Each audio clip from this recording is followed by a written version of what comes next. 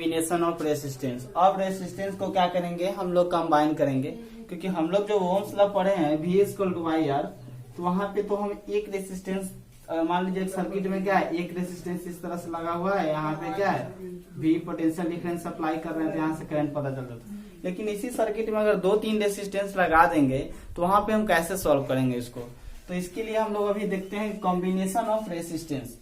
तो combination of resistance में क्या होता है ना कि बस 4, 5, 10 अगर रेसिस्टेंस लगा रहे हैं तो सबको क्या करते हैं कंबाइन करके एक ही रेसिस्टेंस उसके एक इक्विवेलेंट अगर उस सब के बराबर लगा दें, वही होता है कॉम्बिनेशन। उसको कॉम्बिनेशन करेंगे हम लोग, तो उस 2 तरह का कॉम्बिनेशन होता है, एक सीरीज कॉम्बिनेशन, एक पैरेलल कॉम्बिनेशन। इसको अच्छे से समझेंगे। तो यहाँ पे क्या है सीरीज कॉम्बिनेशन। सीरीज कॉम्बिनेशन मान लीजिए कि अब जैसे ही सर्किट में अगर सर्किट को क्लोज कर दे रहे हैं, अगर क्लोज सर्किट है तभी करंट फ्लो करेगा। तो यहाँ पे जैसे सर्किट को यहाँ क्लोज कर दे रहे हैं तो यहाँ से क्या होगा, करंट फ्लो करेगा। करंट फ्लो किधर से करता है, higher potential to lower potential. जैसे यहाँ करंट निकालना स्टार्ट होगा तो वायर तो एक ही है, तो वायर क्या होगा, सब में करंट क्या होगा, सेम आएगा। यहाँ पे करंट जो है सब में क्या होगा, सेम आएगा।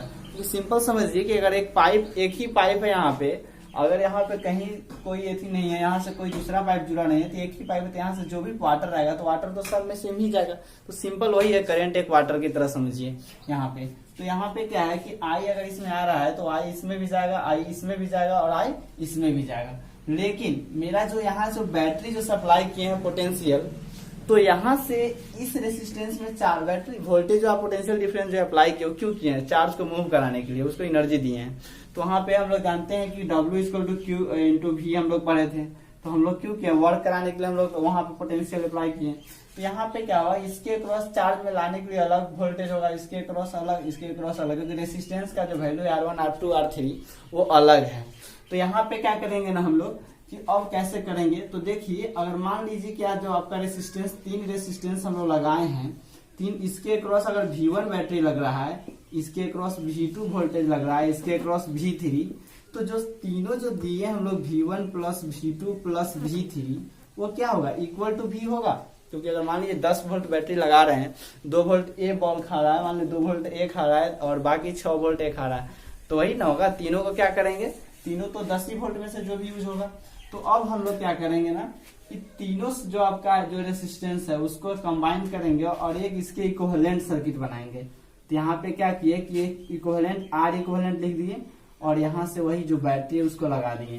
तो अब वो R इक्विवेलेंट का वैल्यू क्या होगा, अभी भी करंट क्या होगा, उतना ही फ्लो करेगा, क्योंकि ये क्या किए उतना। अब क्या होगा कि R इक्विवेलेंट यहाँ पे जो अगर हम V1 लिख रहे हैं तो V1 इक्वल टू क्या होगा, तो हम लोग जानते हैं V इक्वल टू क्या होता है, IR। तो यहाँ पे क्या हो जाएगा, V equal to I into R equivalent, और V1 इक्वल टू क्या हो जाएगा, V1 और इसका रेसिस्टेंस क्या है R1, इसका रेसिस्टेंस R2, इसका रेसिस्टेंस R3, और सब में करंट कितना जा रहा है II। तो क्या होगा, V1 कितना हो जाएगा I1 R1, V2 कितना हो जाएगा I2 R2, V3 कितना हो जाएगा I3 R3। तो अब हम लोग क्या करेंगे, कि जहां जहां जो इक्वेशन जो 1 है उसमें इस तीनों जो वैल्यू आप V1, V2, V3 और V4 ये सब निकाले उसको हम क्या करेंगे, पुट कर देंगे। तो V1 के जगह पर अगर पुट कर दिए, V1 के जगह पर I R1 पुट कर देंगे, तो क्या V1 के जगह पर अगर पुट करें तो क्या आ जाएगा, I R1, I R2, I R3 is equal to, यहाँ V के जगह पर क्या पुट कर देंगे, I इंटू R इक्विवेलेंट। तो यहाँ से अगर I कॉमन ले रहे हैं तो क्या हो जाएगा, R1 plus R2 plus R3 is equal to I R equivalent. यहाँ से I कैंसिल, यहाँ से R इक्विवेलेंट का फॉर्मूला क्या आ गया, R इक्विवेलेंट आपका आ जाएगा R1 plus R2 plus R3। बस इसको समझेंगे ऐसे। इसका डिटेल्स में हम नोट इसके डिस्क्रिप्शन बॉक्स में डाल देंगे, इसका PDF, आप वहां से भी आप नोट्स बना लीजिएगा। तो यहाँ पे हो गया। अब हम लोग देखेंगे सीरीज कॉम्बिनेशन में क्या क्या चीज सेम होता है। तो अभी देखिए हम लोग सीरीज कॉम्बिनेशन में क्या सेम है, सबसे पहले सेम क्या है, करेंट। जो भी करेंट है आपके जो प्रत्येक रेसिस्टेंस जो इंडिविजुअल रेसिस्टेंस उसमें लगा हुआ है सबके क्रॉस क्या होगा, करेंट क्या है, सेम। आपका यहाँ पोटेंशियल डिफरेंस क्या है, डिफरेंट। सब जितना भी इंडिविजुअल जो रेसिस्टेंस है उसके क्रॉस पोटेंशियल डिफरेंस क्या है, डिफरेंस। और यहाँ पे जो एक और पॉइंट यहाँ पे हम स्पेशल समझेंगे कि जो अगर मान लीजिए कि रेसिस्टेंस है, जो इसका जो आर इक्विवेलेंट जो आता है, जब तीनों को कंबाइन करके जो हम लोग आर इक्विवेलेंट निकालते हैं रेसिस्टेंस का, तो वहां पे जो इंडिविजुअल का रेसिस्टेंस है उससे क्या होता है, ज्यादा आता है। मतलब किसी भी अगर सिंगल एक का कंपेयर कर रहे हैं तो उससे क्या होगा, ज्यादा होगा। क्योंकि आप यहाँ पर देखिए कि are equivalent R1 + R2 R3 इस तीनों के सम के बराबर है, तो वहां से क्या हो जाएगा, यहाँ पे क्या होगा, इंडिविजुअल से क्या होगा, R equivalent always greater than क्या हो जाएगा, R1 R2 जो भी है, R1 R2 और R3 तीनों से क्या होगा, बड़ा ही होगा। और एक बात और रखेंगे हम लोग यहाँ पे, क्योंकि जो हम लोग जो एमीटर होता है, एमीटर हम लोग जानते हैं कि एक डिवाइस है जो किसमें कनेक्ट करते हैं, हम लोग सीरीज में कनेक्ट करते हैं। एमीटर एक डिवाइस है जिसको क्या करंट को मेजर करता है, और उसको हम लोग कनेक्ट किसमें, वायर में किसमें करते हैं, सीरीज कॉम्बिनेशन में। तो कभी कभी क्वेश्चन पूछा जाता है कि आप सीरीज में ही क्यों कनेक्ट करते हैं, हम लोग पैरेलल में क्यों नहीं करते हैं। तो सीरीज में करंट सेम रहता है, इसलिए हम लोग करते हैं कि अगर इसमें अगर यहाँ पे मान लीजिए कि हमको निकालना होगा करंट कितना है, तो यहाँ पे क्या कर देंगे, एमीटर को कनेक्ट करेंगे, यहाँ से रीडिंग बता देगा कि उतना कितना करंट फ्लो कर रहा है। देखेंगे पैरेलल कॉम्बिनेशन, कि पैरेलल कॉम्बिनेशन क्या होता है, उसको कैसे कनेक्ट करते हैं, इसमें कौन कौन चीज सब सेम रहता है और कौन कौन सा चीज डिफरेंस रहता है, उसका इंडिविजुअल जो रेसिस्टेंस जो हम लोग कंबाइन किए हैं उसका जो आर इक्विवेलेंट आएगा उसमें कंपेयर करेंगे, उसका जनरल फार्मूला देखेंगे हम लोग आर इक्विवेलेंट निकालने का। तो अब क्या करते हैं कि आप जो इस तरह का कॉम्बिनेशन, इसको क्या बोलते हैं हम लोग, पैरेलल कॉम्बिनेशन। यहाँ पर देख रहे हैं कि यहाँ पर 3 रेसिस्टेंस लगाए, R1 R2 R3, एक बैटरी यहाँ पे लगाए, यहाँ से पोटेंशियल डिफरेंस अप्लाई किए हैं, यहाँ पे V वोल्ट मान लीजिए बैटरी लगाए हैं। और यहाँ से क्या हुआ कि जैसे इसको कनेक्ट किए तो यहाँ से करंट कितना निकला, I, और I करंट यहाँ पे क्या गया, I1 करंट इधर गया, I2 करंट इधर गया, I3 करंट इधर गया। जैसे देखिए यहाँ पे समझिए कि एक सिंपल एक यहाँ से क्या है, पाइप है, यहाँ से आया तो यहाँ से क्या हो गया कि 3 पाइप में बटा, तो कुछ इधर करंट गया, कुछ इधर गया, कुछ इधर गया। तो यहाँ पे क्या हुआ कि, लेकिन यहाँ पे हम लोग क्या देखें कि यहाँ पे करंट जो है, करंट क्या है उसमें बट रहा है, लेकिन यहाँ पे जो बैटरी जो कनेक्ट किए हुए हैं, तो यहाँ पर देखिए बैटरी का जो दोनों एंड है वो देखिए इस रेसिस्टेंस के लिए क्या होगा, इसी रेजिस्टेंस के दोनों एंड से कनेक्ट है। ये बीच वाले के लिए देख रहे हैं तो इससे भी कनेक्ट है और इससे भी कनेक्ट है। मतलब क्या हुआ कि तीनों के पास जब जाएगा वहां पे जो तीनों के पास जो वोल्टेज यहाँ से जो अप्लाई होगा वो सेम होगा।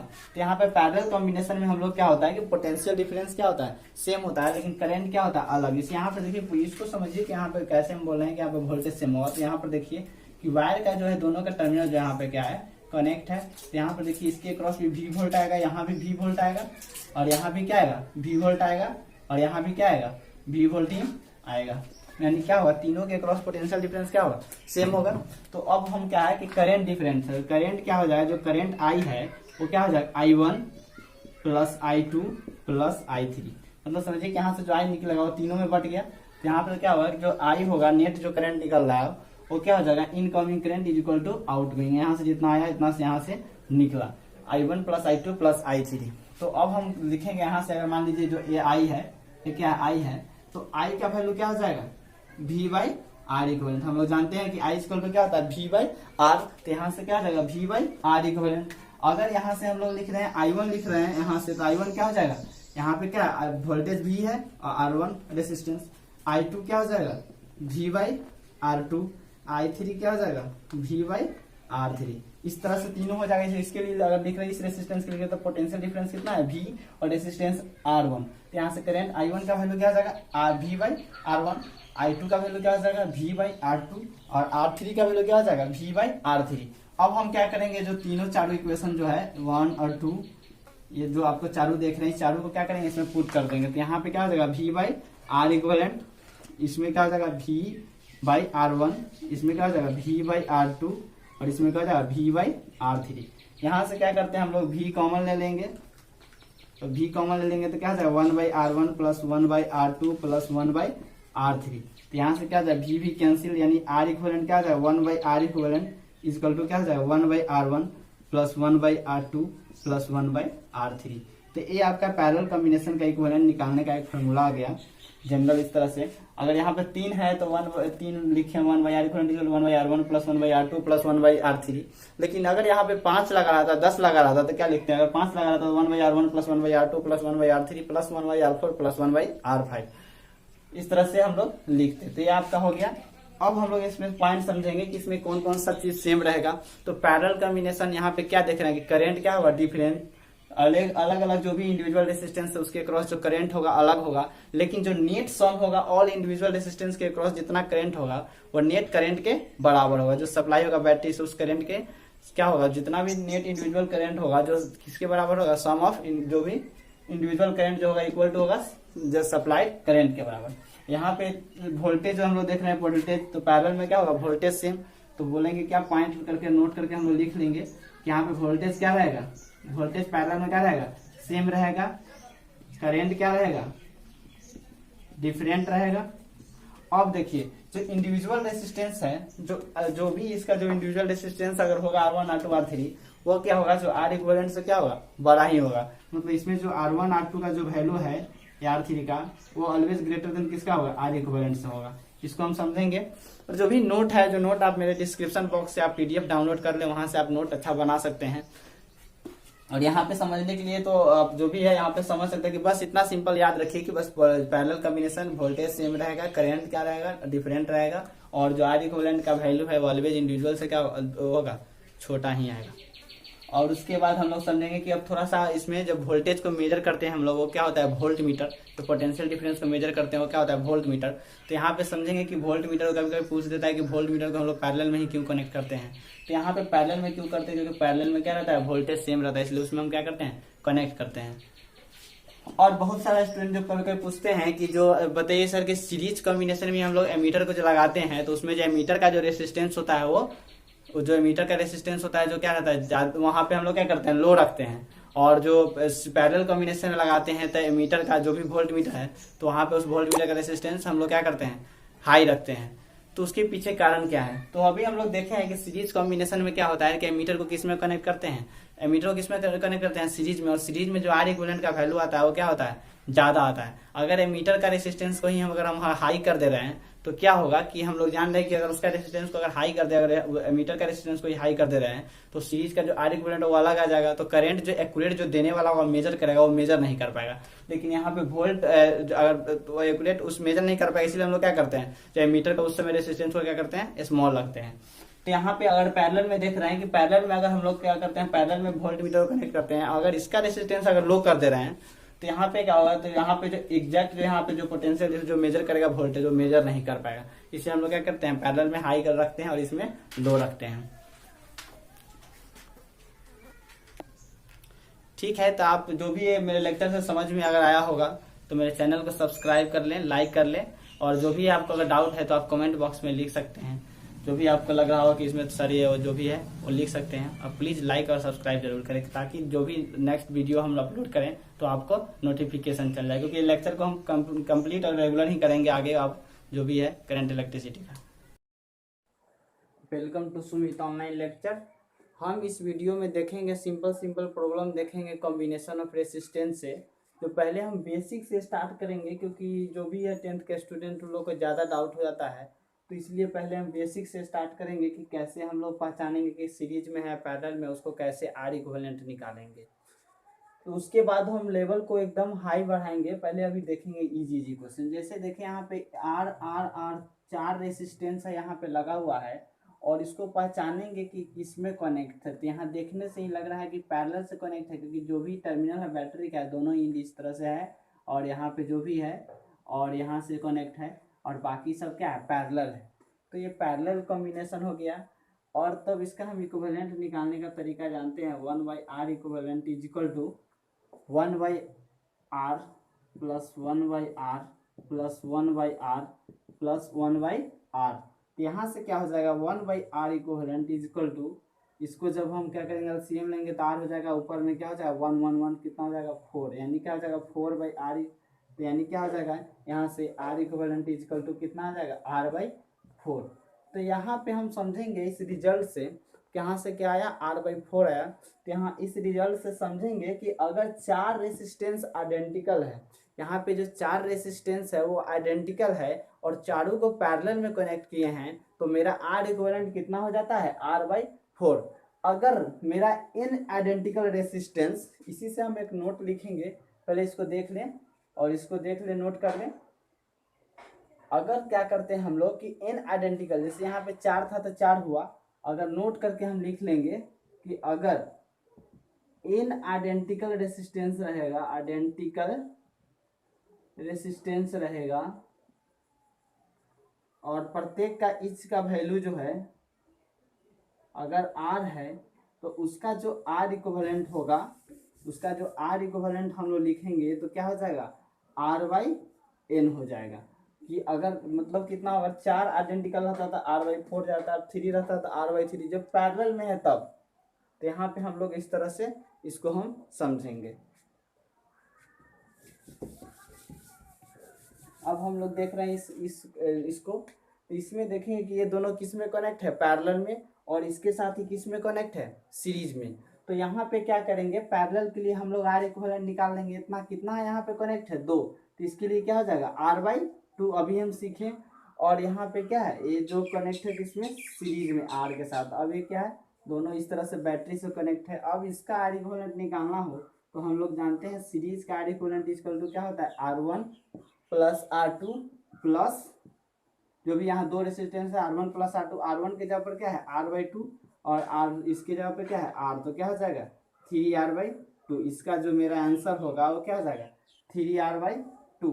तो यहाँ देखें, ये जो सीरीज में जो पर हम एक नोट करके लिखवाए हैं पिछले लेक्चर में, आप देखे होइएगा कि कॉम्बिनेशन ऑफ रेसिस्टेंस वाले लेक्चर में कि हम बताए थे कि जो सीरीज कॉम्बिनेशन का जो प्रत्येक का जो इंडिविजुअल का जो रेसिस्टेंस होता है वो ऑलवेज ग्रेटर देन आता है किससे, जो ग्रेटर देन आता है किससे, जो आपका है जो आपका इक्विवेलेंट आएगा उससे। तो यहाँ पर देखिए कि R है, लेकिन यहाँ पे क्या आया 3R/2 आया, मतलब इक्विवेलेंट आएगा जो क्या आएगा, यहाँ पे इक्विवेलेंट क्या है, इससे भी ज़्यादा है, इससे भी ज़्यादा है, तो इंडिविजुअल का रेसिस्टेंस उससे क्या आएगा, बड़ा आएगा। तो आप एक स्टूडेंट है जो हमसे पूछे थे कि बताइए सर कि एमीटर को हम लोग सीरीज में ही कनेक्ट क्यों करते हैं। तो एमीटर का हम लोग सीरीज में इसलिए कनेक्ट करते, एमीटर को तो सीरीज में इसलिए कनेक्ट करते हैं कि जी किसमें करेंट सेम फ्लो होता है सीरीज में। लेकिन वही पूछ दिए थे दूसरा स्टूडेंट कि बताइए सर कि एमीटर का जो रेसिस्टेंस है उसको हम लोग लो क्यों रखते हैं, जो एमीटर है उसका रेसिस्टेंस को लो क्यों रखते हैं, लो रेसिस्टेंस क्यों रखते हैं। तो यहाँ पर देखिए, अगर इस जो एमीटर है इसका ही रेसिस्टेंस को अगर हम हाई कर देंगे तो क्या होगा ना कि जो इसका भी जो R इक्विवेलेंट कैलकुलेट करेंगे तो इसका भी इक्विवेलेंट आ जाएगा। हम लोग जानते हैं I equal to V/R equivalent होता है ना, तो ये R इक्विवेलेंट पे तो फर्क पड़ जाएगा ना, तो R इक्विवेलेंट पे फर्क पड़ जाएगा तो करेंट क्या होता है V/R इक्विवेलेंट। तो वहाँ पे मेरा जो करेंट है जो एग्जैक्ट करेंट शो नहीं कर पाएगा, इसलिए हम लोग क्या करते हैं ना, जो मीटर कनेक्ट करते हैं उसका जो रेसिस्टेंस होता है उस रेसिस्टेंस को लो रखते हैं।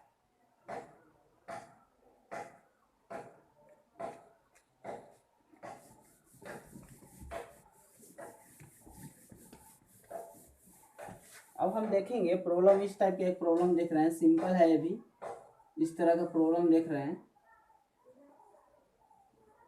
अगर इस तरह का हम प्रॉब्लम देख रहे हैं तो बताइए कि यहाँ से एक बैटरी कनेक्ट है जो आपका 10 वोल्ट का है, कितना का है 10 वोल्ट का, और ये 2 ओम का है, और ये क्या है 2 ओम का है, और ये क्या है 1 ओम, ये क्या है 1 ओम, इस तरह से है। तो पहला क्वेश्चन है कि मेरा बताइए कि R इक्विवेलेंट क्या होगा। दूसरा क्वेश्चन है करेंट क्या होगा, क्योंकि यहाँ पे पोटेंशियल डिफरेंस पता है और हम R इक्विवेलेंट निकाल लेंगे, वहां से हम लोग बता देंगे कि करेंट क्या होगा। तो यहाँ पे क्या करते हैं ना हम लोग कि पहले R इक्विवेलेंट निकालते हैं, तो हम कैसे पहचानेंगे कि कौन सा सीरीज में है और कौन पैरेलल में। तो यहाँ पर देखिए वायर जो सेम है, एक ही वायर है, इस तरह से वायर जो गया हुआ है तो ये क्या चीज में है, सीरीज में है। तो इसको हम लोग क्या करेंगे, इसको पहले इक्विवेलेंट डायग्राम बनाएंगे तो क्या हो जाएगा, इस सीरीज में है तो इस सीरीज कॉम्बिनेशन में क्या हो जाएगा, हम लोग जानते हैं सीरीज कॉम्बिनेशन में क्या होता है R equivalent equal to R1 plus R2। तो यहाँ पे क्या हो जाएगा 1 1 2 हो जाएगा, इस क्या हो जाएगा 2 ओम हो गया। अब देखिए इसका काम हो गया, ये क्या है इस तरह से पैरेलल में है। अब देखिए इसके साथ ये पैरेलल में है इस तरह से, और इसके साथ ये भी क्या है पैरेलल में, ये 2 ओम ये 2 ओम। तो बताइए कि अब क्या हो गया, इसका जब R इक्विवेलेंट निकालेंगे 10 वोल्ट बैटरी है, जब R इक्विवेलेंट निकालेंगे तो क्या चीज में है पैरेलल में, सबका वैल्यू क्या है 2 2। तो क्या करेंगे हम लोग 1/R equivalent equal to 1/2 plus 1/2 plus 1/2, LCM लेंगे 2 हो जाएगा, ऊपर में क्या जाएगा 1 प्लस 1 प्लस 1, यानी क्या आ जाएगा 3/2। यानी हमको क्या आ जाएगा यहाँ से R equivalent 1/R equivalent equal to 3/2 2, तो यहाँ से क्या हो गया R इक्विवेलेंट इक्वल टू क्या आ गया 2/3। तो यहाँ से मेरा क्या आ गया कि 2/3। तो यहाँ से हम देखेंगे कि R इक्विवेलेंट का वैल्यू क्या आ गया 2/3। अब हमको यहाँ से R इक्विवेलेंट पता चल गया, तो अब हम लोग करंट आसानी से निकाल सकते हैं कि करंट इक्वल टू हम लोग जानते हैं कि क्या होता है V/R इक्विवेलेंट। वोल्टेज कितना है 10 और यहाँ पे जो R इक्विवेलेंट कितना आ गया 2/3, यानी क्या हो जाएगा आपका 30/2, यानी कितना हो जाएगा 15 एम्पियर। यहाँ से जो करंट होगा जो कितना फ्लो करेगा 15 एम्पियर। वही अगर आपसे पूछ देता कि बताइए कि इसके क्रॉस कितना करंट, क्योंकि हम लोग जानते हैं कि ये किस चीज़ में ऐसा पैरेलल में है तो करंट क्या होता है अलग। अगर वही क्वेश्चन आपसे पूछ देता कि बताइए कि इसमें जो R2 ओम रेसिस्टेंस है उसमें करंट कितना फ्लो करेगा, इसमें तो हम कैसे निकालेंगे। तो हमको पता है कि पैरेलल में है तो इसके क्रॉस भी कितना वोल्ट होगा 10 वोल्ट, इसके क्रॉस भी कितना होगा 10 वोल्ट, इसके क्रॉस भी कितना होगा 10 वोल्ट।